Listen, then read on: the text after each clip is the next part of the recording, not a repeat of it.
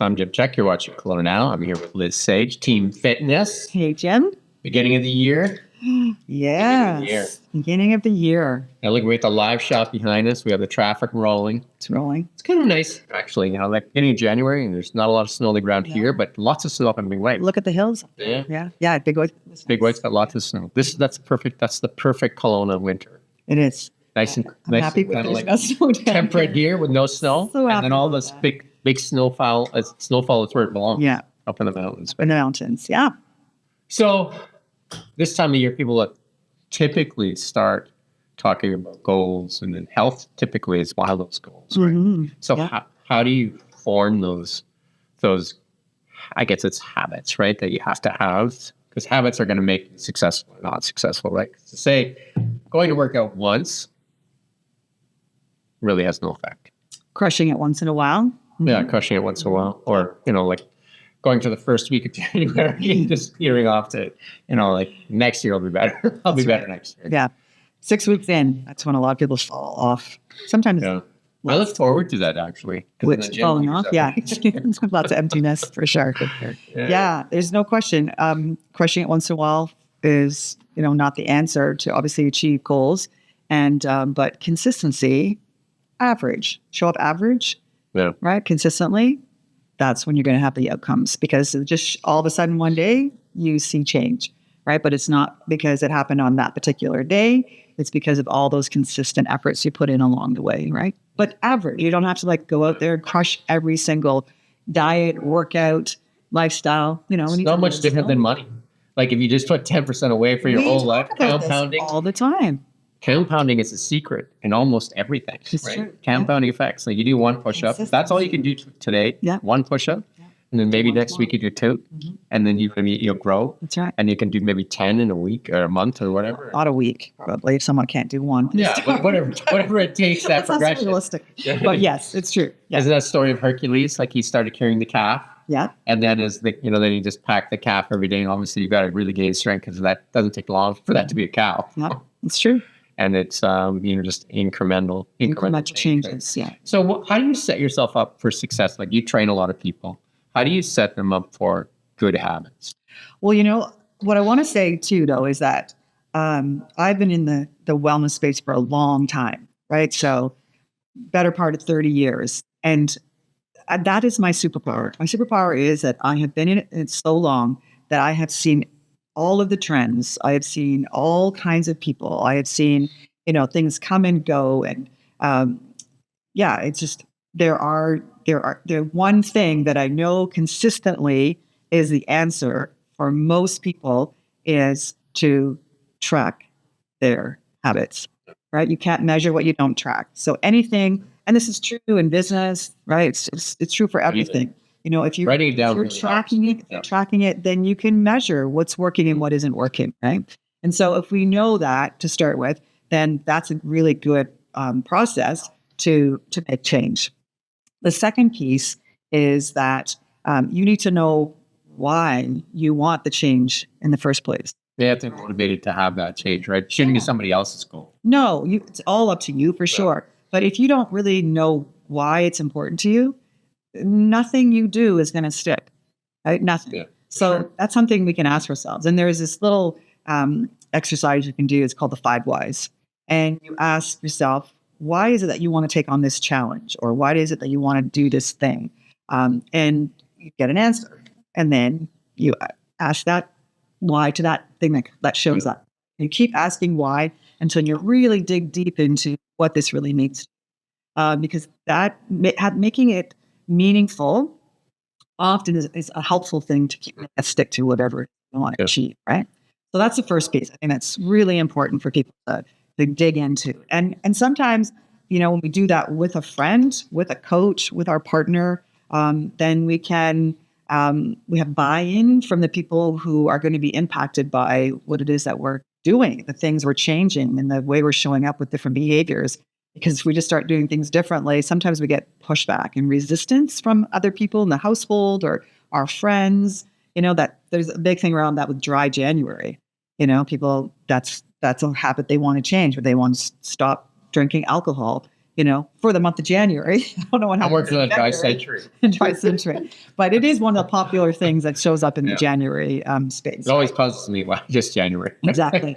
But it's a start because Yeah. then you have Sure. change. Spark. When change takes place and you start to notice how differently you feel and what happens as a result of, not consuming those extra calories perhaps, or not even being as present as you usually are with people, around people, the distraction from alcohol, what it leads to in terms of enhancing appetite and so on and so forth. So, many people will come out of that dry January. Not everyone, of course, and probably less than the people who, will make change. But the idea is that that's what happens. It starts to get people to pay attention to what came from that habit change, right? Even if it's only for a month. And so if that, ends up having other, people who are doing that, making change longer or even reducing alcohol on a more regular basis and so on, then it was worth the challenge, right? But ideally, we're looking to have people make change for longevity, not for just a short transitory time. Right? For health span. Mm-hmm. Yes. For health Yeah. span. So I mean, I talked before. I try to have a mission statement for my life, and then that mission statement, you can always ask questions to the mission. Yeah. Does this fulfill the mission or no? That's right. Does binging for a week fulfill that mission? Right. And then you can just ask that question, and it becomes easier to make decisions. Right. You don't have to make a lot of decisions because. And the other thing that when you were talking about your friends and that, and a lot of people are confused at that part because you kind of become some of the network you kind of travel. Oh, with, so right? true. So if 10 of your friends smoke, you likely smoke. If 10 of your friends have a drinking thing every weekend, you likely drink every weekend. You want to be a cowboy, you got to ride with cowboys. There you go. And if you want to completely change your fitness goals, you need to figure out a way, whether that's with friends or a trainer. To me, I think that a trainer is probably a good start to kind of get some habits. And if you kind of pick it up, and once it becomes a routine, it's almost like an addiction. You get kind of a high out of working out every day. Yeah. I mean, there's all kinds of mental, emotional advantages that you do get when you are going into health changes, and they are long lasting for sure. That affects all kinds of things in our body, no question, including our mindset.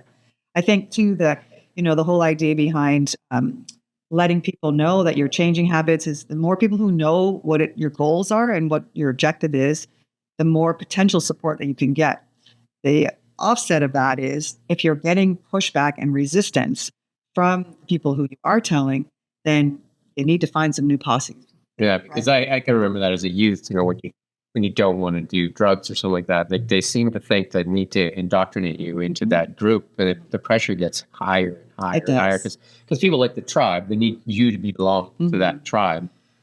But also the shaming happens, and it's not even conscious for a lot of people. There's just little mocking or sarcasm, little contemptuous things that come up that are so subtle.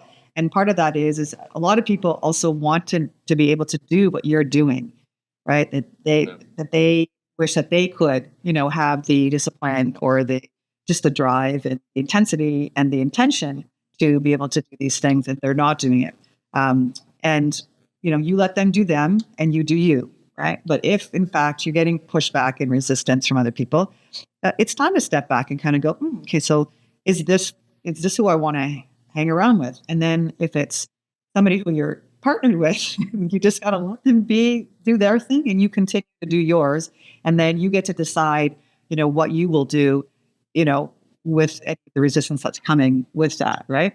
But the idea still is that you've got to discern why is this important for you? And then we start to make a plan. Sure. I have a book that I use, Mind, Body, Spirit. I think I shared one with you. And to me, it's like the whole gamut. But I think for me, the fitness part is the easiest part because that's where you have kind of complete control yourself in your career and different things. Sometimes you don't have as much control or don't think you do. But you have complete control over your body and you can decide whether to go or not go. Right? Disease aside, for sure. And that's and then if you find success there, it can actually give you confidence in other areas. Oh yeah.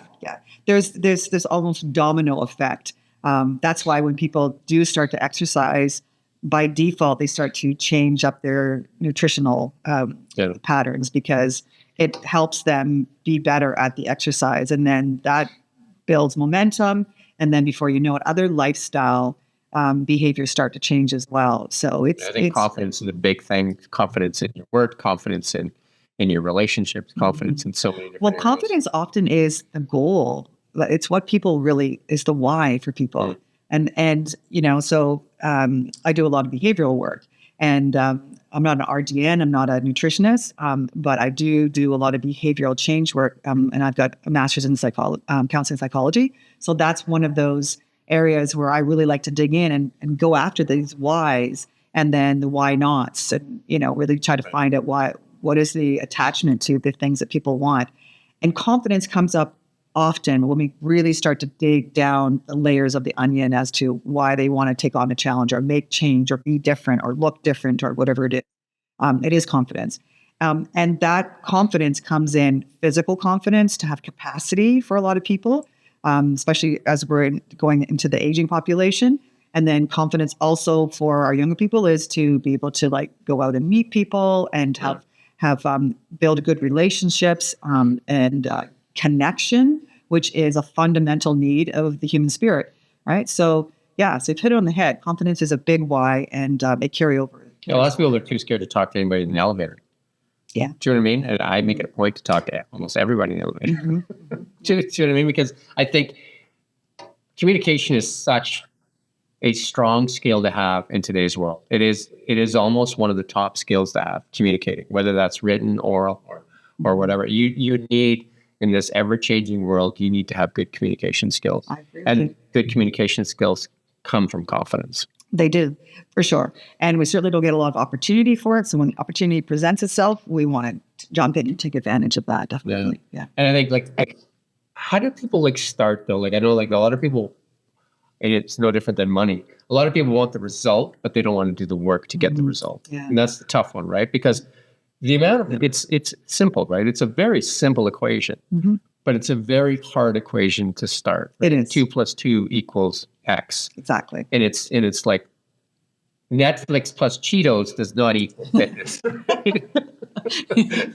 No, it doesn't. And I think the important thing to, of course, we need to know what the goal is, what the person's goal is. Right. Is it to lose weight? Is it to get stronger? Is it to, get faster? Is it to run longer? These kinds of things. Is it to ward off disease? Is it to, increase bone density? There's many different whys that people want to find out what that is. And then we start to look at what behaviors are going to move that needle. So we need to have that piece in front of us so we go, okay, so if that's important to you, what kinds of things are in the way of that becoming to life? And we look at some of those behaviors. And then we start to decide what are the behaviors that you are able to start to make a change on. So there might be 10 or 15 things that you could probably be changing in order to achieve that goal. But changing, 1 or 2 or 10 or 15 and making it the be all, the end all is going to be sometimes for people too hairy and audacious for them to be able to have it long lasting. So we can make a list of all of the things that we know are going to be impactful. And then the next step is, let's start with 4, right? So this is one of the exercises I'll do with most of my clients who are making big change. And so we pick 4 things from the long list, and we decide that those are the things we're going to start to make a habit in terms of change. So let's just say it's steps. We're going to walk more steps. Okay, so that physical exertion is going to expend calories, and that's going to help with, let's say, it's weight loss. And then we'll decide how many steps will it be in a day. So again, we could put the marked 10,000 steps out there, which is kind of the general, this is what you should be getting every day. But for someone who's never really gone for walks, who has a sedentary job, 10,000 steps is a lot of moving, right, for them. And while that for some people is like, oh my God, that's just so ridiculous. 10,000 steps is easy. Well, it's actually not very easy at all, unless your life is very, very active in terms of moving around with steps. You're a postie, you're a runner, you're a regular exerciser, walking, jogging, whatever it is. So we decide, okay, let's make it 5,000 steps, right? And let's make it 4 days out of 7, right? So we just really dumb it down, dulce it down a little bit so that it's attainable and it's not so hairy and audacious that they're going to be unsuccessful right out of the gate. Why would we do that to somebody? Why would we do that to ourselves, right? So we'll pick steps, 5,000. Then the next thing might be they need to eat more protein, okay? Because that's very important. It's also helps satiate us, which makes us feel fuller longer, which means we Less Cheetos. Less Cheetos. Boom. Less Cheetos. Got it. Okay. So because you eat better. There's you're full because you're full to eat that. It's true. Day, right? It's true. Because even if you finish your steak, maybe you don't even want the Cheetos, right? Because you're full. That's right. And not even full, but satiated. Yeah. Right. The satiation is really what's important there. Exactly. And protein does that for us. And so does fat when we want to have right fats and we want to have a nice blend of the two of those things. Right. Okay. And so then another one might be sleep. They have really unhealthy sleep patterns because we know, and this is the one thing that has also been loud and clear for me over the decades that I've been in this space, is that sleep is so vital to our wellness. Recovery is what it's all about. And so if we can get, our solid sleep, then we're going to show up better for ourselves and for everybody else. We make better choices and decisions, and it's just a game changer. So let's say, now they're getting like 6 hours of sleep. And so what we're going to do is we're going to say, okay, let's move that needle and try to get you up to 7 hours of sleep. Right. And so we'll talk about what that all looks like. Arnold would tell you sleep faster. Sleep faster. Okay. True enough. But Arnold's not here. So we're going to say 7 hours. And so that's going to go into number 3 spot.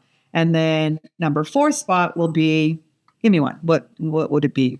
For a goal? Yeah. That could be one of the things for health that people in this time of the year. I think avoid desserts. Avoid desserts. Okay.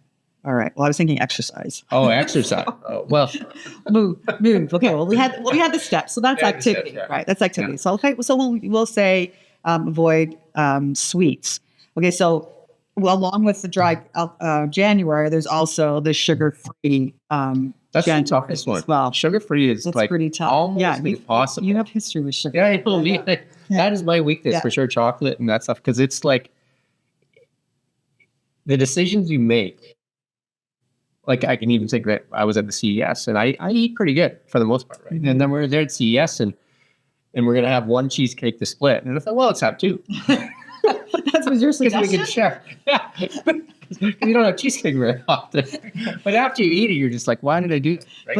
But that's a thing. Like if it is like a one-off, it's not such a bad thing. Yeah. But if it's routine, it becomes a habit, then it's bad. Yeah. But I'm just saying, like, you make bad decisions when it's in front of you sometimes because it's like it's there. It's there and it looks so good. Like I think sometimes the looks of it is more appealing than what it feels like. Because after eating, well, I didn't even finish it because I was just like it's so sweet. Mm-hmm. It was just like sickly sweet almost. Yeah, but you're so accustomed now to not having that. So it was almost like you're just like, I don't want to eat it, but then you don't want to waste it because that's a guy thing. You don't want to waste food.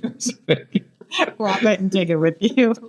So I was just like, and so sweets is my weakness. Sure. Okay, so we'll put sweets on the list, and so going sugar free is like going alcohol free, and for some people alcohol free is, and then sugar is in alcohol too. But sugar is in a lot of things. Yeah. So what? Maybe we would kind of clean that up and say, okay, we don't want to have intentional sugar, right? Natural sugars. So if it's in foods, not so we would eliminate sugar beverages, so like your Cokes and your sodas that have sugar in them, and then we would also packaged sugars, so chocolate bars, Ho-Ho Twinkies, cereal.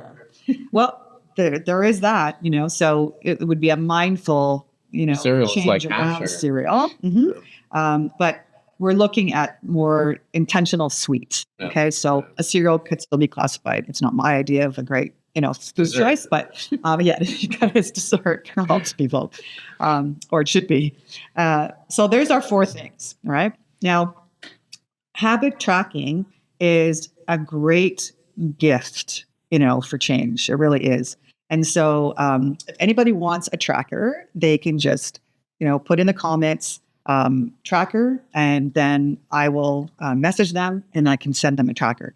But there's two ways to track.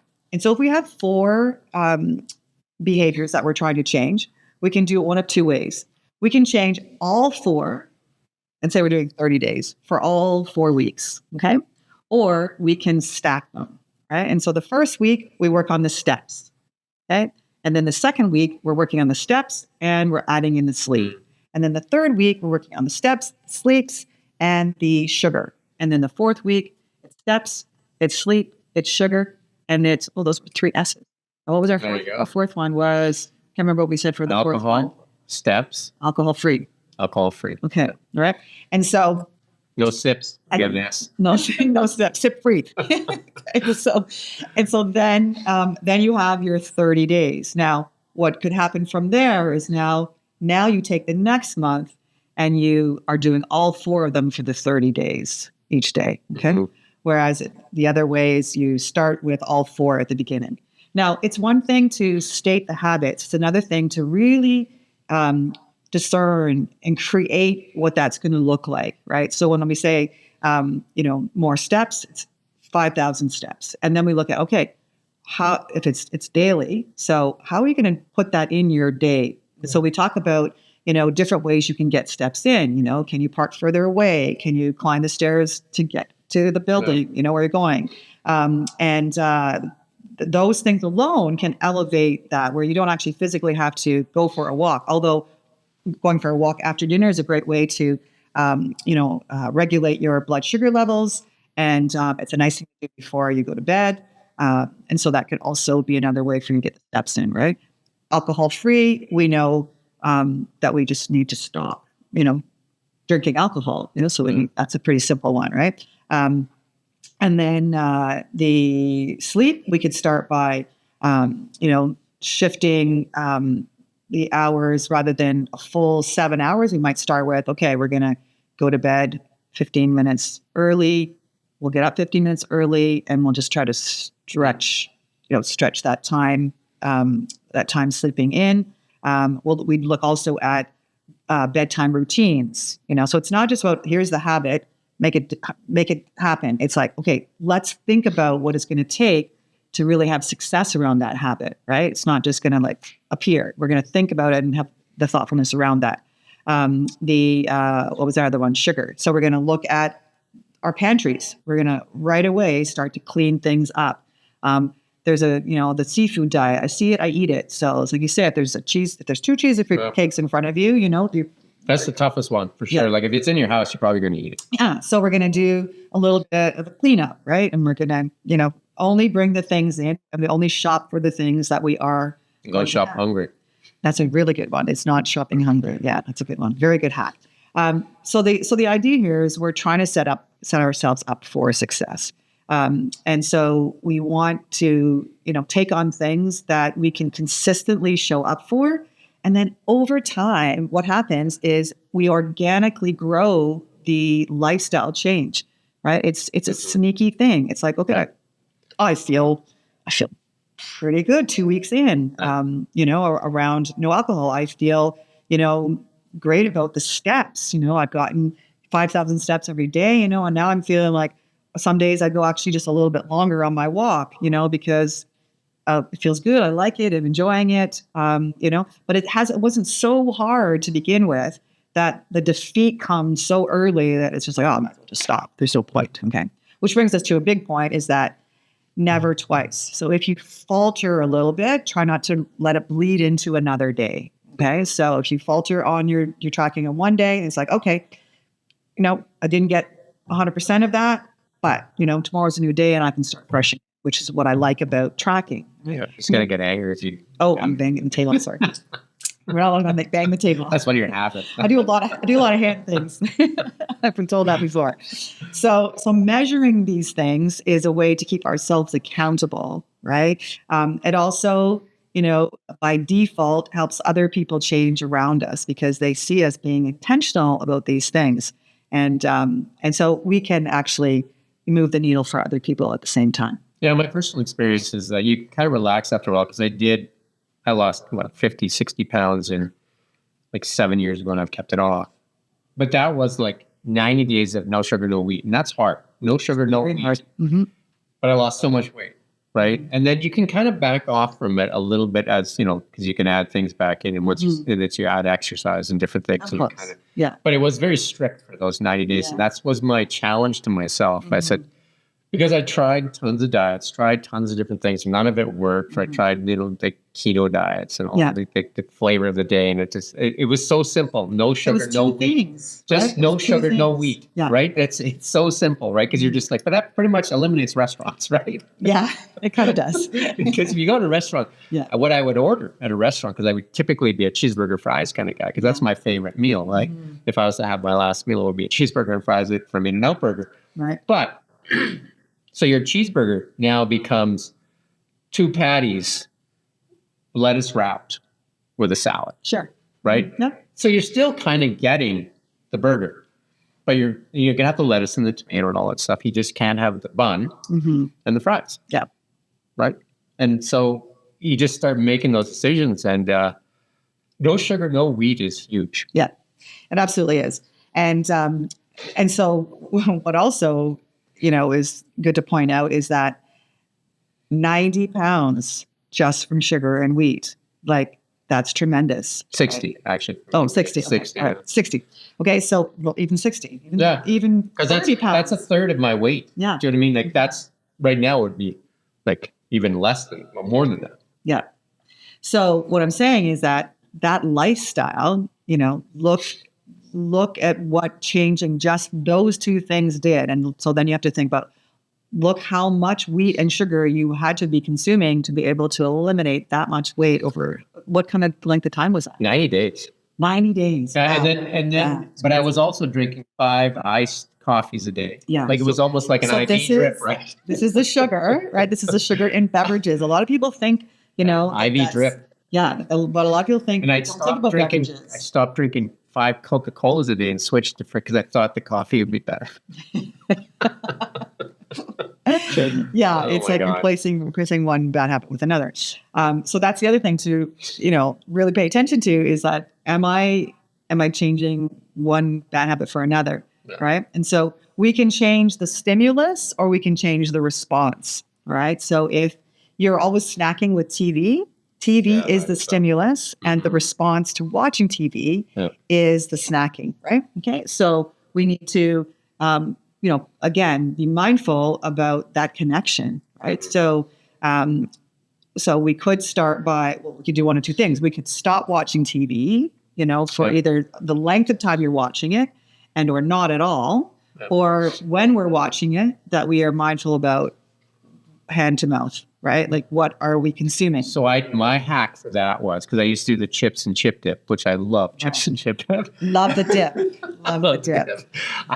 I switched it to cold vegetables and fruit. So that I would do cold blueberries and like a carrot and snap peas and stuff like that. So that would be my bowl, Right. like my snack bowl. Okay. And like there's sugar in the blueberries and stuff like that, but it's That's definitely not processed. So that would it's be a the other thing. It'd be lot not better. processed. And you don't eat as much of it, right? Because you know what I mean. You're just like that's Yeah. enough peas, right?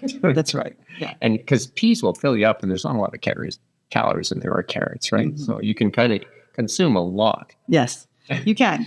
You can. And those are good things to, snack on while you're making dinner, Yeah. like that sort of thing. Put those out instead of the, whatever, the chips and That's right. Yeah. put those out to snack on while you're making dinner. Mhm. And these are things that you start to think about. So, same thing with alcohol, like people giving up alcohol. Sometimes the glass of wine gets poured as you are preparing dinner. So, stimulus or response. Well, you can't change not making dinner because that's what you got to do every day, right? So, you would change the response to that. So, what are you going to drink instead? So, we start with something else to drink. So, so not a iced tea, sugar beverage, right? You would change to maybe a soda with wine. Carbonated water. Sure. And then put it in a wine glass. Okay, so There you go. Put a lemon in there. you still have the ambiance Yeah. of preparation and that sort of thing. I just had that conversation with our managing editor this morning because he was talking about how he has like his habitual Diet Coke. Yes. And I said, Coke Zero, I think he said. I said, I know the carbon because I had the same problem with it. And I know the carbonation is the driver. Yeah, I love the We want the carbonation. carbonation. So why don't you go get yourself a used soda stream? Because people are selling them like crazy I on know, they're Facebook all for like over the $20. Buy a soda stream. Yeah. And he's got 2 kids, and then get yourself some limes and lemons. Yeah. And you're going to get satisfied with the carbonation because it works for me. I drink a lot of carbonated water, like soda water. Yeah. Another hack in the restaurant: don't order Perrier, order soda water. It's a lot cheaper. It's a lot cheaper. Yeah. It's the same Yeah, thing. there are actually some restaurants now, which I love that they're doing this. They have their own soda streams, and so Yeah. they're now offering soda and or flat water. And you get Yeah. to decide. Now there are some that are still charging for the Yeah. soda water. But soda water, if you order soda water from their fountain, it's going to be a lot cheaper than when they bring you Of course it the is. Perrier in Yeah. the bottle, like in the wine thing, and they charge you $11 for it, True. and they pour it for you and Yeah. everything. But if you like that, then hey, do that by all means, Yes. right? It's still better than the Yes. Coca-Cola, right? Yeah. So you can see that when you pick from a long list, and that's what I think is the first thing to do is like write a list out of all the things that impact change in whatever that why is, that challenge, that goal is, right? And then from that you can start to take, a few off of the list, right? And I mean, you could do as many habits as you want to. I would not suggest that unless you're somebody who does this on a regular basis. I would just start with, Yeah, because failure, if you do too many, obviously you're going to find failure, Yes. and then you're just going to stop everything. Exactly. Yeah. And it's such a great sense of accomplishment to know that, so you check the box off. So you can either print the habit tracker and put it on your fridge or on your whiteboard or at work or wherever you want to do it. And you're checking that off at the end of the day or at the beginning of the next morning from the day before, right? That you've done all these things. And there's this sense of empowerment. It's kind of like, yes, and yes, and yes. And then, I see these habit trackers come back and, there may be a few empty boxes not checked off, but for the most part, when we're setting people up for success and we are going through the habit and what it needs to look like, we're really talking about what can be different to help them be successful, like these little things that we're talking about, right? Yeah. I can remember my first successful goal, and then when a goal setting really became part of my life. I was in my early 20s, and I started smoking in grade 6. I think a lot of people did back then, and I smoked till then. I was about a pack and a half a day, and I'd quit every now and then. You quit for a couple of weeks, and you couldn't quit, and you just somebody challenged me to quit smoking. And I said to myself, if I can quit smoking, I can do anything. Yes, it's true. And then so I bet this guy, an older gentleman at the time, $100 that I could quit smoking. He started smoking again in 2 weeks, which is typical, right? Most people can quit for about a couple of weeks. I never did start smoking it. He never paid me the $100, but it was the best thing ever, because then I said, I'm going back to school, and I started setting goals, because to me, the confidence came from, if I can quit smoking, I can do anything. Yeah, smoking's a big deal. And it's that hurdle, right? And that's what I mean. Like when you say set 4 goals, if you find confidence in those 4 goals, you can add, and you can add, and you can add. Yeah. Because health span is so important, right? And I really echo your thing about writing stuff down and tracking, because I use a book every day, and I circle things when I have good days, because we're all kind of like slaves to our own kind of like, I'm back in grade 5, they give you a gold star. If you know what I mean? We kind of like those things, even if we're giving it to Yeah, ourselves. recognition. Right? Yeah. hmm So you can say, well, look, you can see the progress too when you write it down, right? As opposed to just doing it. Don't let life happen. Make life happen. Yeah, I like that. And I think also, these are things to get momentum from when we start to track it. And we're hoping that those 4 things now become lifestyle. It's who you are. It's your identity now. I am somebody who walks 5,000 steps a day, right? Yeah. I am somebody who, minimizes sugar and processed foods in my life. I'm somebody is conscious of alcohol, right? You may not go without alcohol ever again, or you may. I mean, either or, moderation, whatever. You are that person. It becomes part of your identity. And then you can look at picking up some of the other pieces on that list, like eating more fiber, strength training, What else? There's all kind. I mean, the list is. Well, you long. could do anything from skydiving to. Well, yeah, like you could. Do you know what I mean? Just wake up, be physically Playing the fit to do guitar, that. playing the guitar. Yeah. You know, taking. I tried that for a week. Yeah. Got a callus, and I was like, I'm done. I know it's so painful. It's okay. I was just like, I'm just like, I'm not doing I it. know. I would love. I like the romanticism around thinking by a campfire. Being, I want the end result. I don't want to do the work. I don't want the callus. I have a man child who plays the guitar, and I just admire that he can do that so much. So, It's a skill that I've always wanted to learn to play the piano. Yeah. But I'm missing a finger, so that's what. that's something. But I'm sure there's people who've been able to play with one. You could play. People play with one hand. Yes, But absolutely. Yeah. Yeah. I just don't think I can hear the music either, right? So Oh, okay. you know what I mean? I don't hear the beat. Like Yeah. I try to dance. But it's like, what are you doing? I'm sorry, no idea. I'm trying to skip rope. That's one of my challenges for 2025 is I want to learn to skip rope. Okay, so jump training is really Yeah. great for our demographic and Yeah. our aging population. I want to do And- tricks with it though too. Well, that will come eventually, but you gotta learn to be able to jump. But that I have impact a welt on my back today. That is because I'm doing the little fancy. and it's just like whipping. Right? I still probably have some work on my back. Consistency, It's just, right? Consistency. So, I like small goals. Right? so let's wash that out. So you need to be able to see the skipping rope Mhm. visibly, right? When you walk into the space that you are going to be skipping in. So you're doing it as part of your exercise routine. So Right. you're already showing up in a space, and so now you want to be able to see that skipping rope, and then it's got to be formulated into the plan of your fitness plan, Mhm. right? And then you've got to decide what's your goal to start with. I'm going to start with 5 minutes of skipping a day. Then it's going to, Right. you're going to do that consistently for whatever, and then gradually you're going to increase that over time. Then once you can consistently skip for a period of time, then you start doing your trips. And then it's, adding one or two things in to do that. Yeah. Yeah. I like that. I love it. It's actually Oh, sorry. Just thought something. yeah. So Jim and I have been talking about cardio for a long time, trying to push him into doing more That's cardio. right. So it is cardio. So I'm Yeah. happy to hear he's doing cardio. And the second piece of this is it's high intensity cardio, Mhm. right? I mean, you can make it as high And it's or that as jump thing low. because I took it from when we did that jump session. Mhm. That's where I started. Yes. Okay. So it's jump training, Yeah. and it can be it could be zone 2 training, but more likely it's probably more in that 3 or 4 zones, Yeah. right? Once you get warmed up, and we don't want to spend too much time in those zones. We want to try and get up to that high intensity. So try to take one or two of your sessions of skipping, and once you get into doing like 4 minutes, skip hard for 4 minutes in that 85 percentile of your cardiovascular range, and then recover or do something else for 4 minutes and try and do 4 sets of 4. So I'm breaking in my weight. You sets. are. So it's between the awesome. sets. Guy, you just use it as the gap in there. Yeah. So, yeah. I like it. Yeah, no, I love it. It's really Excellent. cool. So, and that actually came from that session we did on jump training. We did a great session on jump training. So scroll back. Because jumping is really important, like being able to jump, right? It is. And health span it's like the stuff that I'm doing here with Liz and Liz is doing with me. It's health span is what we want. Because one of the things when you're laying on your deathbed, it doesn't matter how much money you have because it isn't going to change.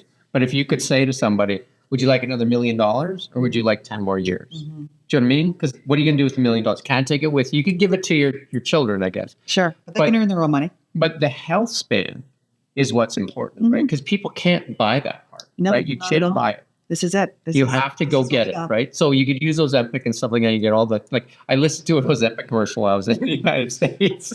The commercial was like 5 seconds long, and the 35 seconds with the side effects, right? Mhm. You may experience, Mhm. and I was just like, Yeah. wow, why? Who's taking this?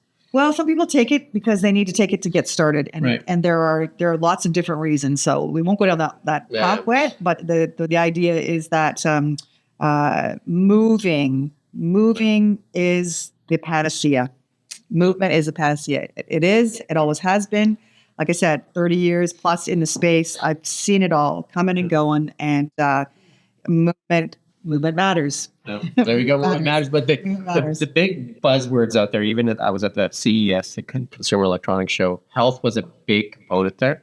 And the buzzwords obviously are health span and longevity. Yeah. Those are the two words that are being thrown around.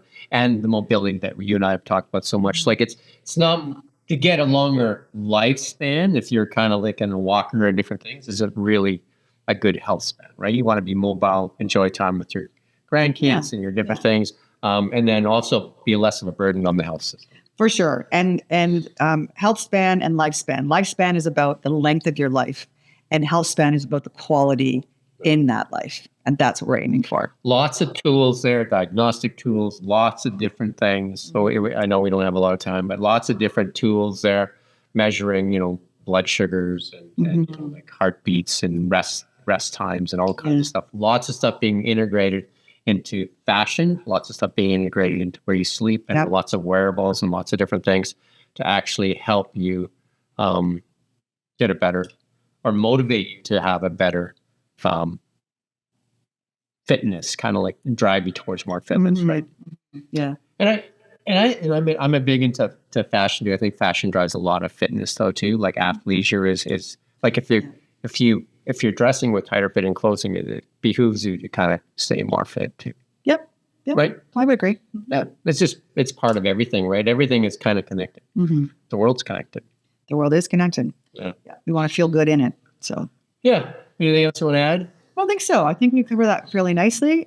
Just our Code Kelowna community, if you really want some help on that, put tracker in the comments and we'll send you off that tracker and you can get started and pick your 4 or 1 or 2 or whatever it is that you can start with.